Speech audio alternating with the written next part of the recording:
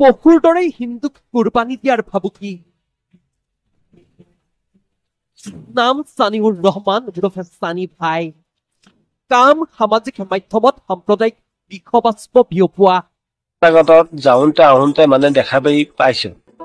এতিয়ালৈকে মেমনক চিনি পোৱা নাই ইনষ্টাগ্ৰামতেই নিজৰ গুণ্ডামীৰ দোকান খুলিছিল এই সানিয়ে চেষ্টা চলাইছিল হিন্দু মুছলমানৰ মাজত সংঘৰ্ষ সৃষ্টিৰ বিলাসী বাহনত বহি হিন্দু মুছলমানৰ ভাতৃত্ববোধ বিনষ্ট কৰি সাম্প্ৰদায়িক সংঘৰ্ষ সৃষ্টিৰ অপচেষ্টা সামাজিক মাধ্যমক ব্যৱহাৰ কৰিছিল নিজৰ গুণ্ডামী প্ৰদৰ্শনৰ আখৰাস্থলীৰূপে কামৰূপৰ বকুৰ এই যুৱকজনৰ নাম সানিউৰ ৰহমান এই সানিউৰৰ ইনষ্টাগ্ৰামত আছে সানি ভাই নামৰ এটা একাউণ্ট সেই একাউণ্ট ব্যৱহাৰ কৰিয়ে চৰম আপত্তিজনক মন্তব্য প্ৰদান কৰিছিল এই সানিউৰে দিছিল হিন্দুক কুৰবানী দিয়াৰ ভাবুকি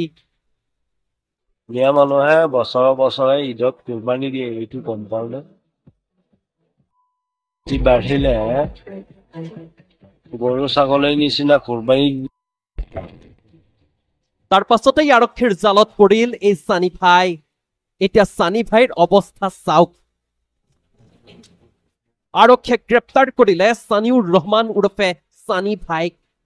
ঘটনাক লৈ সৰব হল স্থানীয় দল সংগঠন তথা ৰাইজ এই সানি ভাইক উচিত শাস্তি বিহাৰ দাবী সকলোৰে এজন মুছলমান সম্প্ৰদায়ৰ যুৱকে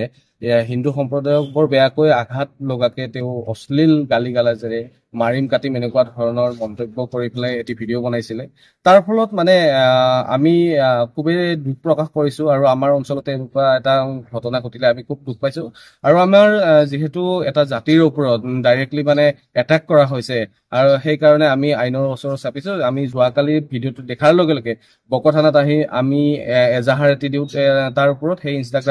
ইনষ্টাগ্ৰাম আইডিটোৰ ওপৰত আৰু বিচাৰ খাচাৰ কৰি বক আৰক্ষীয়ে তেওঁক এৰেষ্ট কৰিবলৈ সক্ষম হয় তেখেতৰ ইনষ্টাগ্ৰাম আইডিটো আছিলে সানি ভাই বুলি পেলাই আছিলে তেখেতৰ ইনষ্টাগ্ৰাম আইডিটো আৰু আমি জানিব পৰা মতে তেখেতৰ নাম হৈছে সানিউৰ ৰহমান আৰু এনেকুৱা